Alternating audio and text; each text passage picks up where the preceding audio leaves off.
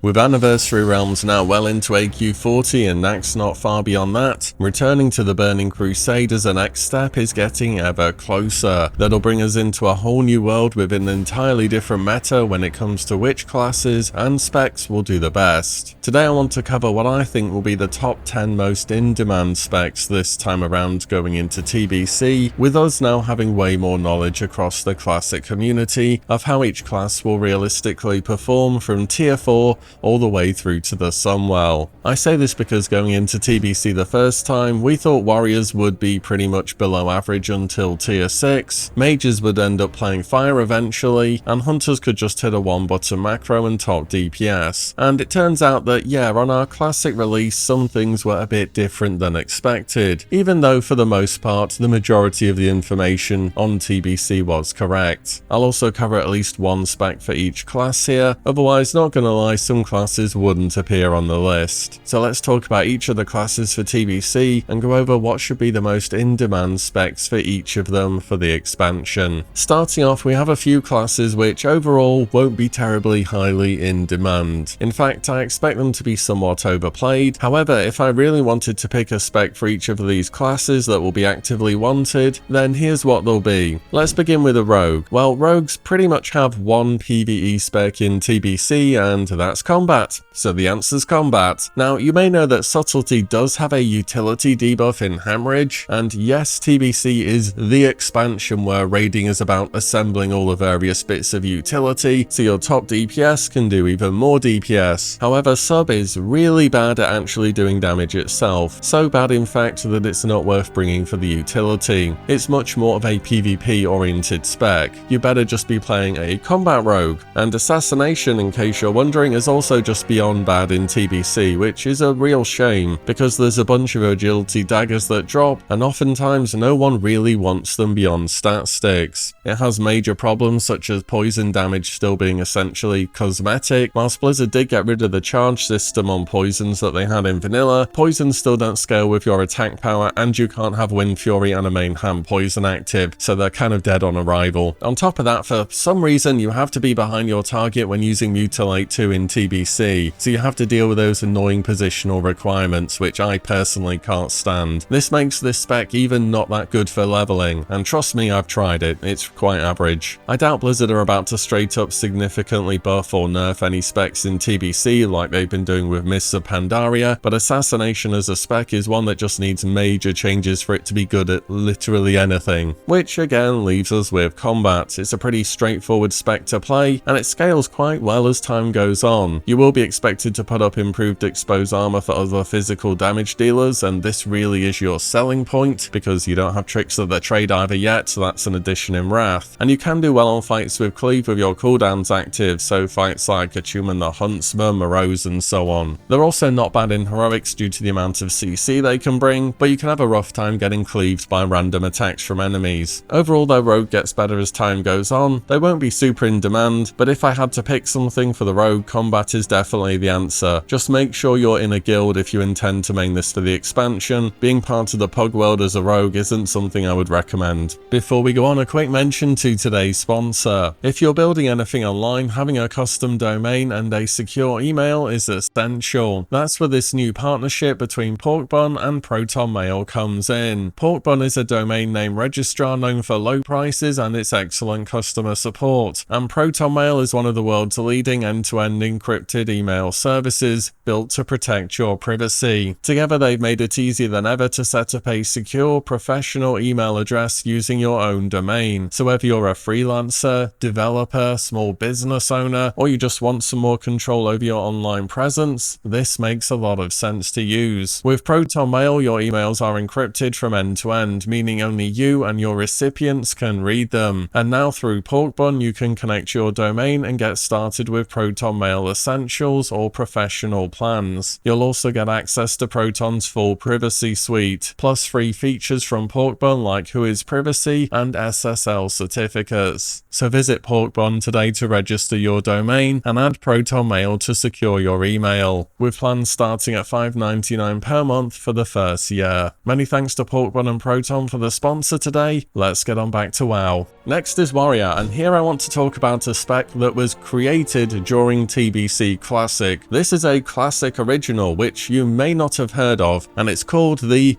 Kebab Warrior. Why is it called Kebab? I'm just going to put the word progression on the screen so you can try and make some sense out of it. Trust WoW players to make a name for something that just doesn't really make any sense. It's like when people say, yeah, I was playing reverse skydive, snorkel, monkey cleave in 3s today, and they expect you to know what they mean. Anyways, what is Kebab Warrior? Basically, you're playing arms, but you're dual wielding. There are several benefits of this. On average, it's better for rage generation in lower levels of gear, as opposed to hoping that your two-hander hits and that Wind Fury procs. Second, you're setting yourself up to play dual wield and receive dual wield weapons, which means eventually you can try and convince your GM that you should totally go Fury now and you need priority on glaives. But biggest of all is you actually bring a useful debuff to the raid in Blood Frenzy that increases physical damage on the target by 4%, and only arms warriors bring this debuff. This is your selling point, and you need a selling point in TBC to make sure you're getting into raids consistently, and that'll make your raid leader think,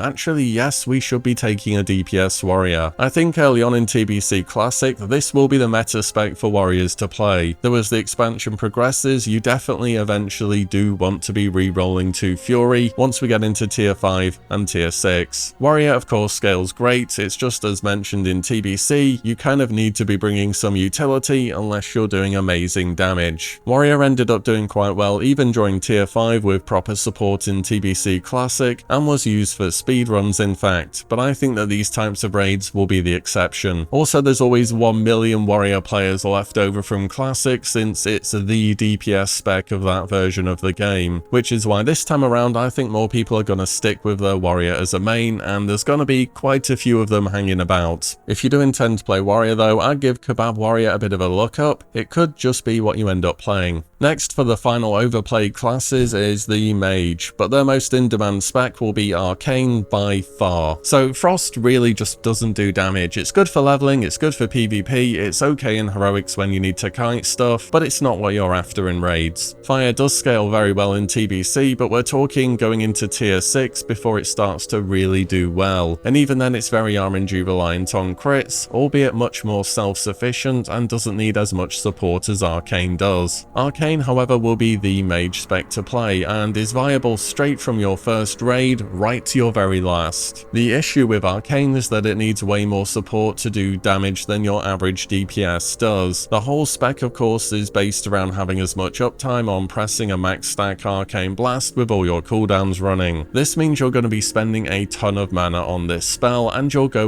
super fast. So in addition to your standard caster buffs that anyone would want, you also need to be part of the Shadow Priest group for Vampiric Touch, you need Innovate from your Druids, and Mana Tide Totem from your Resto Shaman. If you're missing these things, this spec very quickly becomes average at best. Due to how resource hungry they are, I doubt many raids would consider more than 2 mages if both are Arcane. On the upside however, once you get your tier 5 2 set, it buffs Arcane Blast massively and makes the spec into one of the best performers of that tier by far, though they do begin to fall off somewhat into tier 6. But if you're getting the support you need, Arcane is a super fun spec, despite it just being about mashing Arcane Blast as much as possible. Following that I have the entry from the Paladin, and it's a pretty close pick between all of their specs really. Ideally you want one of each in your raid, but I think I'm going to go for the Ret Pala here. Ret is simply a must-have in every raid and is an absolute utility machine. There are a few specs in the game which are more worth a single raid spot than a Ret Pala. They're of course going to bring one of the Paladin blessings which are essential. They have a disease magic or poison dispel, they have blessings of freedom, sacrifice and protection, they have plus 2% bonus damage for their party, and a 3% crit chance increase against their target. And on top of that they refresh all judgments with Crusader Strike, and extending the duration on wisdom is essential, or half your DPS will go and wonder what the problem is. Ret can actually do pretty solid DPS you know, and with RNG can be towards the top of the meters, but it is very random how well you'll do due to the nature of seal twisting and Wind Fury procs. Seal twisting is of course just changing your seal as your melee attack lands, allowing you to benefit from the on-hit effects of both seals at the same time. If you get lucky, with Wind Fury procs you can attack attack about 6 times in the same hit. Unless of course that first hit is the first global against the boss, in which case it will be unlucky because you'll instantly over aggro and die. Not ideal. Again, one of each paladin is ideal, and I think if I had to bring more than one of any of their 3 specs, it would be Ret. The reasoning is as good as protection is, it's not as good as other tanks on single target threat, and Holy is more about pure single target heals, which you don't really tend to need 2 of. So all in all, Ret should be in demand, and it should be fairly easy to find a raid spot as this spec, but just know they won't be stacked. The next pick is for the Priest, and it's going to be in a similar place to Ret as far as how it'll go, and that'll be for Shadow Priest. Shadow Priests are another one of the most essential one-off picks in a TBC raid, and again, having 2 of them isn't a bad thing either, but you really won't see more than that. Shadow Priest most notably is providing massive buffs to your casters,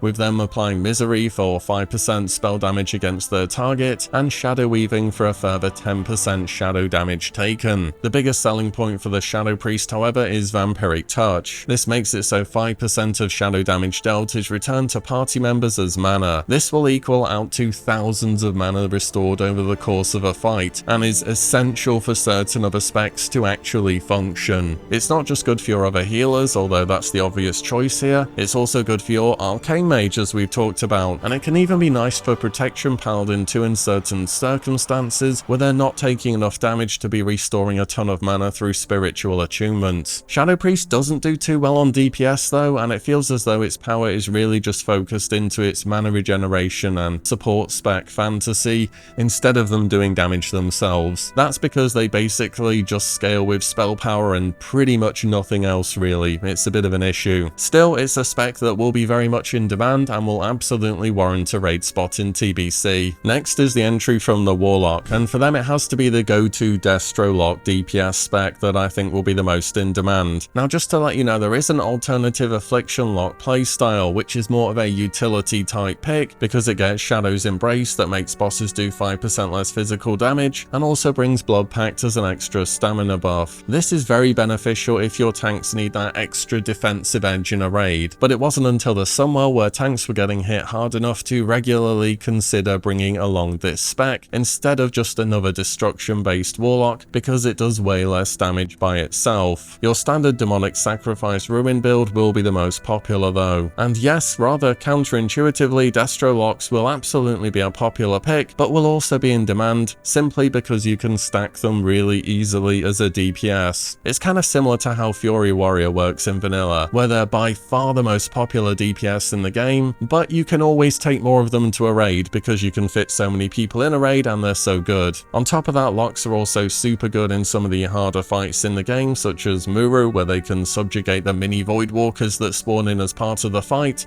and then use them against the boss. The main problem with a pick like Destro Lock is that your gear is going to be incredibly contested, so it's not going to be easy to get Bis, though tier isn't too bad to get in TBC, so that can always fill up some item slots pretty fast. Either way, it's well known, even since our first rerun of TBC in 2021, just how good Warlocks are, and they absolutely lived up to their reputation. Up next, I have my choice of spec for the Druid, and for them it will be Feral, specifically tanking Feral. I know we've just mainly been talking about DPS so far, but for once I think the tank spec of Druid is the one that stands out the most in TBC, because simply put, TBC is the expansion where threat matters the most in any version of WoW ever. It's not just Fury Warriors competing for threat anymore as it was in vanilla. Now in TBC, a ton of classes can creep up the threat meters onto your tank if either they get lucky or the tank gets unlucky, and having a good Feral main tank is one of the most important roles in TBC in my opinion. You can of course main tank as prop Pala or warrior, they do work, and for some fights such as Illidan they're preferred due to mechanics such as shear, but on average the Feral Druid will do better. Feral packs a ton of innate mitigation through health, dodge and armor,